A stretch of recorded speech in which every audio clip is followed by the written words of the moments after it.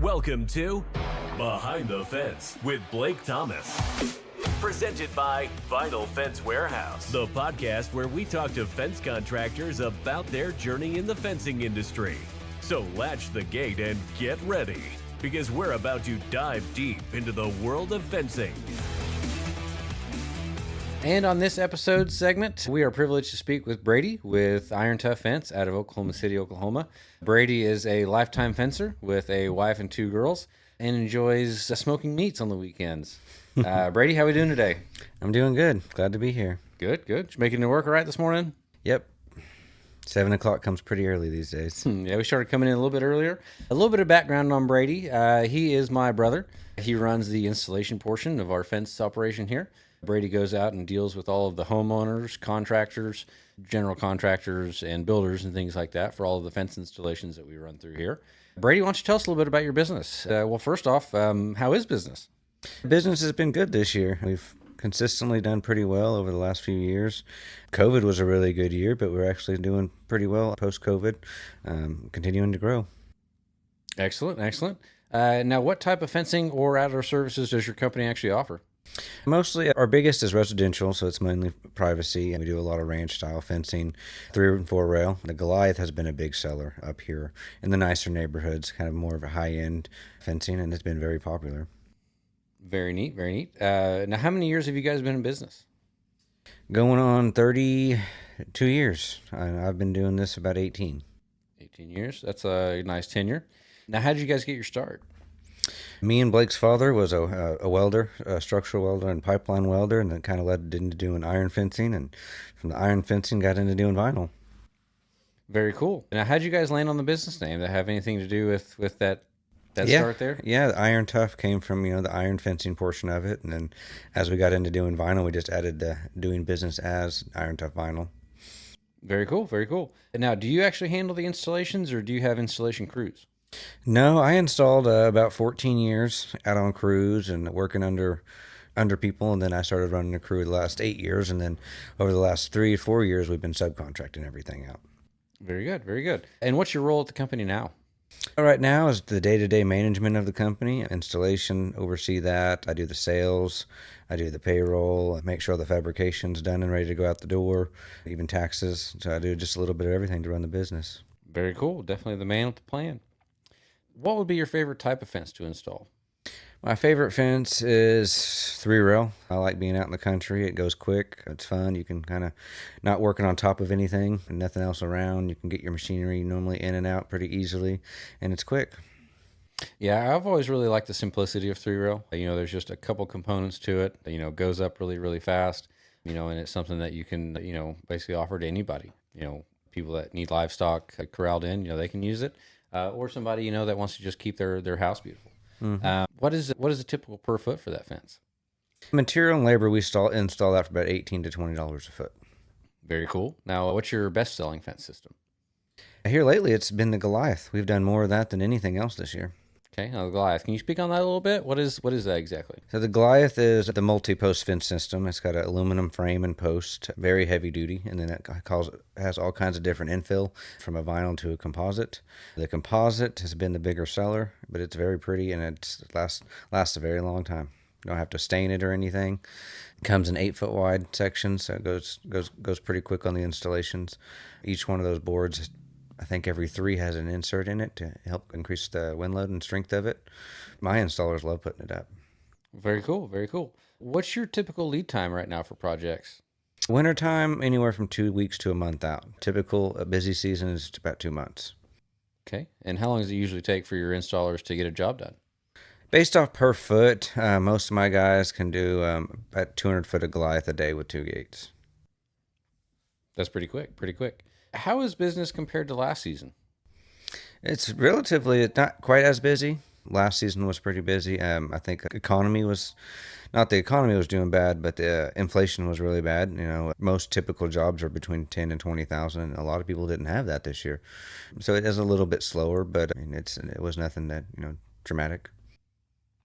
Well, with the elections coming and going and everything kind of falling how they did, how are things feeling in your state economically? Very well. Oklahoma has always been an oil and natural gas state. So when that's doing well, I feel like Oklahoma economy is always doing well. Very cool. Now, what would you say sets you apart in your area? Probably our experience. Like I said, this is a second generation company, but we have a lot of insight from manufacturers, other installers, contractors that buy from us, and the experience that we bring to the table isn't second to none.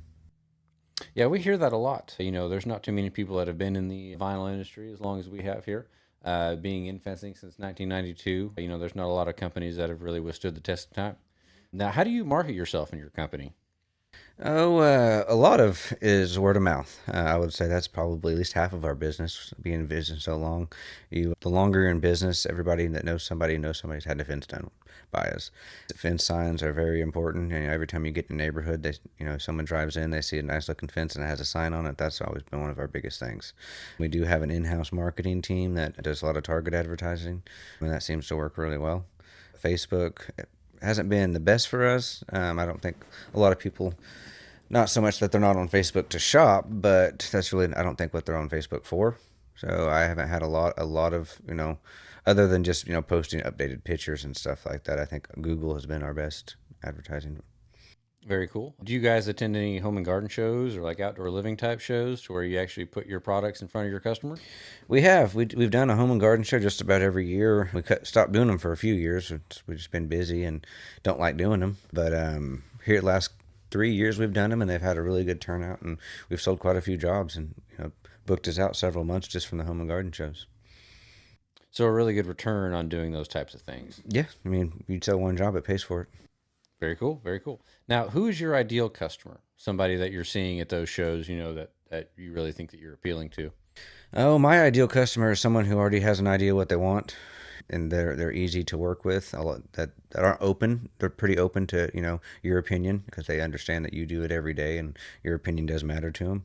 I think that's very valued in a customer. It's very hard to work with somebody who just has their mindset on a certain thing that might even be a color that isn't going to go well with their house, but they don't see it and you do because you see it every day.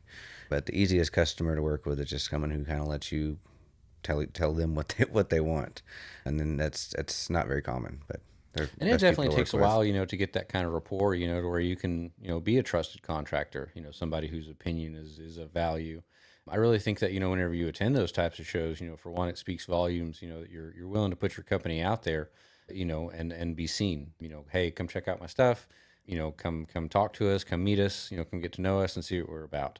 I agree with you there. I definitely think that those physical home and garden shows have always been a great place, to display yourself and your product. Well, mostly those people that are, if they stop and talk to you in their booth, they're in the market for a fence, or they soon will be.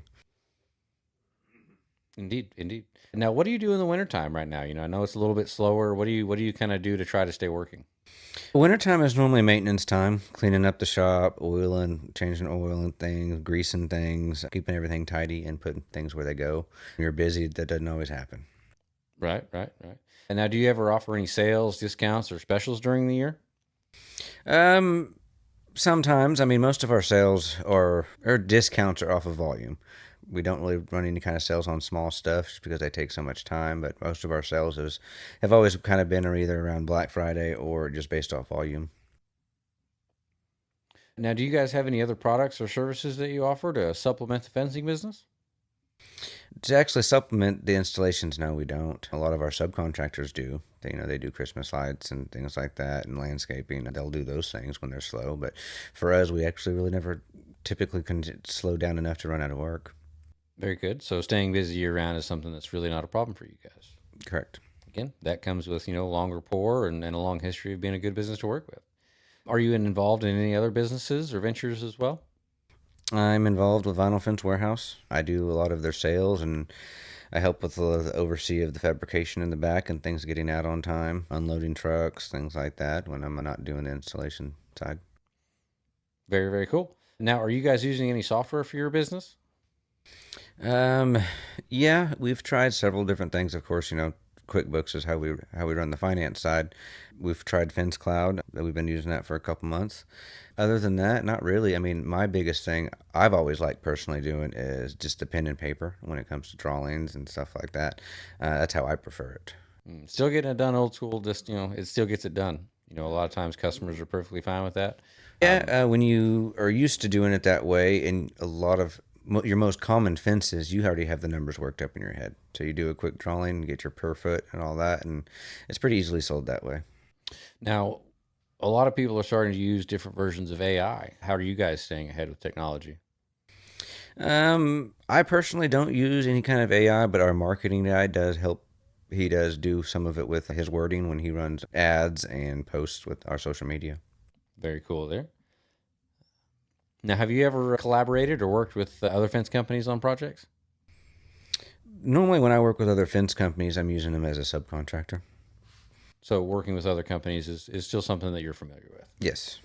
Very cool. Now, what do you typically require for that? They have to be a legitimate, contractor. They have to have workman's comp and insurance and their own equipment, things like that. And then we just have them provide all their proper documentation. Now, are you guys part of any organizations, groups, or associations or anything? Well, the warehouse is part of the FAA. You do a big part of that, but the installation part we're not. No. And now, have you ever attended any industry trade shows or toured a manufacturer's facility? Yeah, I have been to a couple of our hardware places. I've seen those factories, but no. Just a couple? Mm-hmm. At what point in your career did you start taking training or business classes, or have you mostly learned from on-the-job experience? It's mostly on the job experience. I mean, there's a lot of things that are here coming up in the past few years that we never had to do before. So that took me a little bit to learn it, like doing pulling fence permits and things like that, and getting good at doing drawings for fence permits. And you can't just do a Google, aerial shot view of the job. You have to actually do a detailed drawing with, measurements from the yard to the road, and from the road to the house, and everything where the fence is actually going to go. And that has taken time to get used to. Yeah, they're requiring a lot more information these days, aren't they? Well, most cities didn't even require fence permits up until about 5 years ago. Yeah, that's one thing I can remember is always being able to do things with paper. It seems like it's kind of been a big technological leap for a lot of things that we've done. That's definitely one of them. So yeah, some of the technology we've used for Fence Cloud, for example, is it does a good drawing for you, but the permit places do not allow it. It has to be a hand sketch drawing because they have to be able to stamp it, and that's why you can't do an aerial shot view of Google and all that. So a lot of it has to be done by hand on graph paper. So that's definitely next generation stuff. Yeah. Well, for the next generation of fencers out there, to hopefully kind of avoid some major mistakes and setbacks, in their projects and fencing journey, what's a big mistake that you made in the beginning that should be avoided? The biggest mistake is probably thinking that you know more than you know. The financial side of the business is something that a lot of people don't get involved in, or everybody that gets into fencing, it's someone they know, someone who knows how to put up a fence. They start out doing wood or chain link or anything else, and they get a few jobs, but they never learn the actual business side it takes to run the company. Or when the times are slow, how do you plan for that? That's the biggest thing, and taxes and stuff, so you don't get yourself in trouble. So kind of figuring out some of that, kind of before you get started, or at least, not going back and thinking that you'll do it later, getting it done as you're going is definitely something you need to do. Definitely, I can agree there. Now, what's one tool on the job site that you couldn't live without? Postal diggers. Still digging postals. Yeah, I mean, still either got to have a postal for a gate post, or but for us doing vinyl, I mean a level. Got to have a level. All right. Well, what's the best piece of equipment that you use in your fence installations? A Toro Dingo. That's been the best. Some people are doing the drive method, which is fine, but the Toro Dingo has all the attachments between the bucket so you can carry your concrete, the auger so you can dig your holes, and forks so you can pick up pallets. I mean, that thing's worth its weight in gold. I have often said that, man. What's the best piece of advice that you've ever received on the job? It's my dad. The old school method is always make your steps count. That's how you can get the most done with the limited amount of people. Every time you go to your vehicle, go to the trailer, you take something with you, and when you leave your trailer, your vehicle, take something back that you're going to need. Just don't take those 20 extra trips trying to figure out what you need and picking up something on the way back. Yeah, we can always live by that one. What's a quote to live by? I would probably say live for the day and plan for tomorrow. That's always a good one. Have you guys ever been able to give back to your community through fencing? Yeah, we have a lot of tornadoes around here in Oklahoma and kind of in Tornado Alley, and we always try to give back another, either it's giving water or going out and helping clean up or something along those lines. Very cool. How's 2025 shaping up for you guys? I think very promising. Even here at the end of December, I've done several quotes that more than likely is going to happen after the first of the year. It's already going to get us busy, and then we have the Home and Garden Show in February, and that'll probably book us out several weeks to months after that. Very nice. Well, what's next for you and your company? Just more sales. I think that's really for us. I mean, we've grown to a point where that's just the next thing is just continue making more and more sales. Brady, at the end of the day, what do you do to let off some steam? I like to go fishing. It's one of my favorite things to do.